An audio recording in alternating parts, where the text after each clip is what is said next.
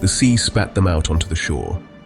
They came from the mists of the north, from lands of ice and long winter nights. Their arrival was like a storm breaking on a calm day, sudden and violent. The year was 793 AD. On the holy island of Lindisfarne, off the coast of Northumbria, monks prayed and copied scripture, their world ordered and peaceful. They did not see the dragon-headed prows slicing through the grey waves. They did not hear the splintering of oars until it was far too late. The men who landed were a terror unlike any seen before. These were the Norsemen, the Vikings. They stormed the undefended monastery with a brutal efficiency that stunned the known world. They were not there to conquer land, not yet. They were there for plunder. Golden crucifixes, silver chalices, precious jewels. They torched the sacred buildings, their flames licking at the northern sky. Monks were slaughtered where they stood or dragged into the cold sea to drown. Those who survived were bound and taken as slaves. The raid on Lindisfarne was a brutal, shocking act of sacrilege against the heart of Christianity in England. News of the attack spread like wildfire across the kingdoms of Europe. The scholar Alcuin of York wrote in despair, "Never before has such a terror appeared in Britain as we have now suffered from a pagan race." He saw it as divine punishment, a sign that the end of days was near. To many, it felt as though monsters had crawled out of the sea. This single savage event marks the traditional beginning of the Viking Age. The raid on Lindisfarne was a harbinger, not an isolated event. It opened the floodgates. For the next 3 centuries, from roughly 793 to 1066 AD, the Vikings became a relentless force of change across Europe and beyond. Their longships, once instruments of terror, became vessels of expansion. They were not merely content with smash-and-grab raids. They sought new lands to farm, new rivers to navigate, new markets. Silver, silk. Their reach was staggering. To the west, they hammered the coasts of Britain and Ireland. They established strongholds and founded cities like Dublin. They sailed south, rounding the Iberian Peninsula. They raided into the Mediterranean. In France, persistent attacks forced the Frankish king to grant them a territory that became Normandy. They became a permanent part of the political landscape, fought, appeased, allied. To the east, the Rus pushed into what is now Russia and Ukraine. They sailed down the Dnieper and the Volga, along a trade route stretching to Constantinople. Furs, honey, amber, slaves, silver coins, exotic goods. They served as elite mercenaries in the Varangian Guard, their axes feared in the corridors of power. This expansion was not always violent. Raiding remained a constant feature. Settlement and trade were equally important. They established communities in Iceland and Greenland. They were pioneers. Hedeby in Denmark, Birka in Sweden, bustling multicultural emporia, a Norse craftsman, an Arab merchant, a piece of walrus ivory, commerce connecting disparate worlds. Well, you know, that's how networks spread. The Viking Age was an age of powerful personalities, of leaders whose names still echo through time. Their stories are preserved in the Icelandic sagas, epic tales of heroism, betrayal, adventure, written down centuries after their time. Separating the man from the myth is a historian's great challenge. One of the most famous is Ragnar Lothbrok, or Hairy Breeches. He stalks the sagas like a giant, a legendary king and father to a dynasty of warriors who would terrorize England. Did he really exist as a single person? It is hard to say. He may be a composite, a fusion of several historical warlords into one unforgettable character. The sagas tell us Ragnar raided far and wide. He besieged Paris. He met a gruesome end in a pit of snakes at the hands of an English king. His supposed sons, Ivar the Boneless, Bjorn Ironside, then launched the great heathen army to avenge him, a massive invasion that tore through the Anglo-Saxon kingdoms. Whether Ragnar was real or not, his story served as a powerful founding myth for the Viking conquest of England. It speaks to a culture that valued lineage, vengeance, a fame that could outlive death itself. Far to the west, another kind of leader emerged, an explorer. Leif Erikson, son of Eric the Red of Greenland, was driven by curiosity. Around the year 1000 AD, sagas tell us he sailed west from Greenland, following tales of a new land seen by a sailor blown off course. He and his crew made landfall in a place of meadows, wild grapes, salmon-filled rivers. He called it Vinland, the land of wine. For a long time it was dismissed as myth, but history has a way of surprising us. Yeah. In the 1960s, archaeologist Helge Ingstad, archaeologist Anstein Ingstad, uncovered the remains of a Norse settlement at Lonso Meadows in Newfoundland, Canada. They found turf-walled longhouses, a forge for working iron, artifacts that were unmistakably Viking.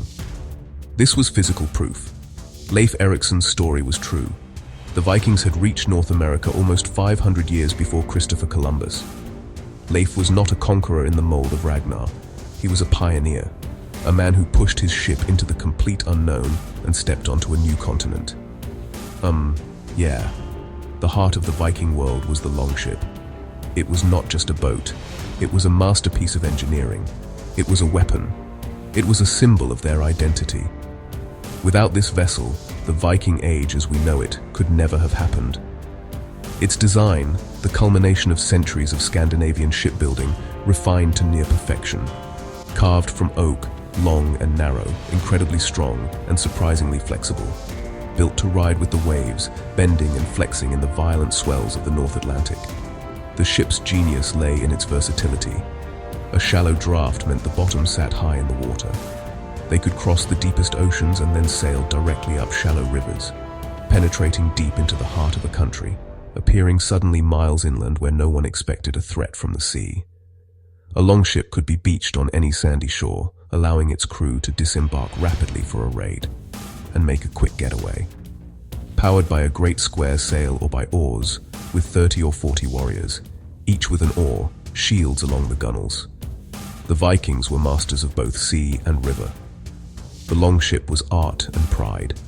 Its dragon or serpent prows struck fear and warded evil. Great chieftains were buried in them. The longship unlocked the world, to raid, trade, and explore from America to Central Asia. Well, that was their engine, really. The Viking world was steeped in a mythology as rugged and dramatic as the Scandinavian landscape itself.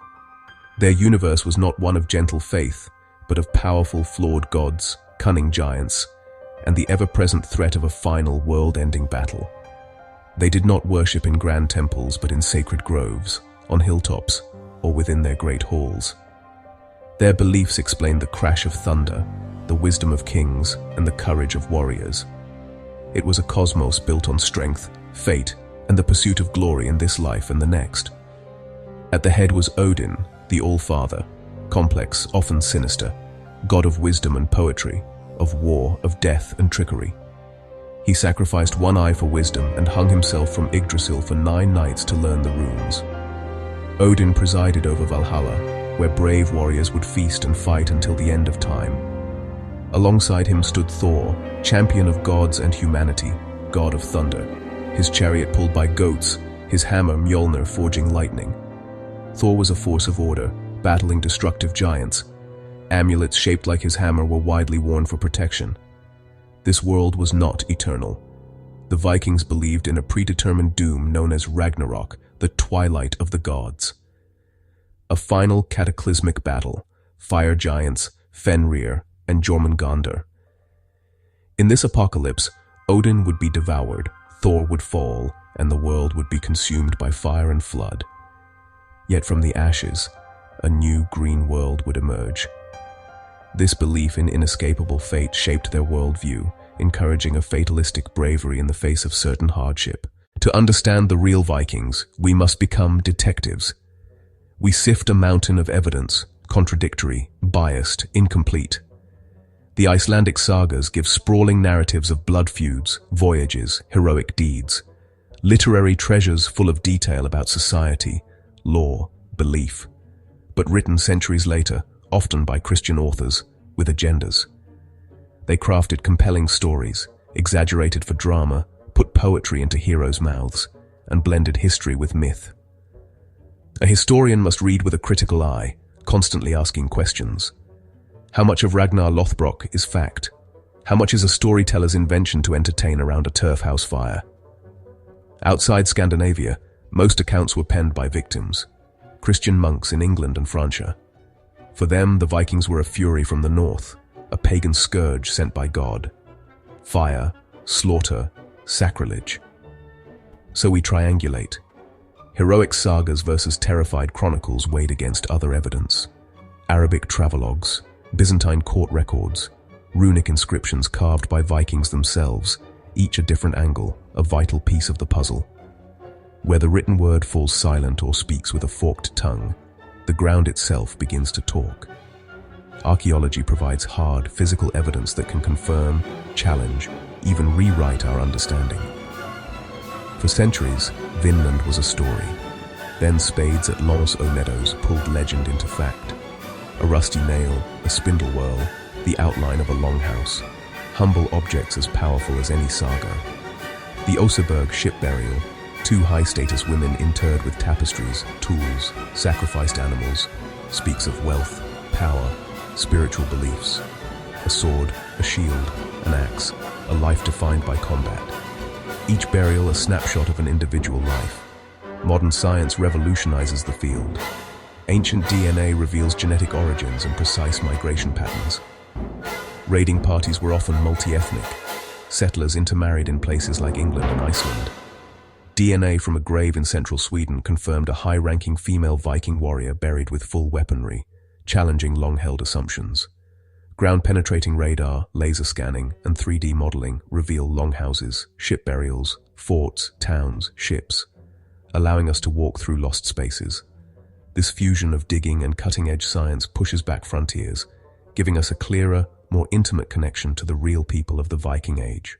The Viking Age did not end with a single dramatic event. It faded away. Disparate chiefdoms became organized Christian kingdoms: Denmark, Norway, Sweden.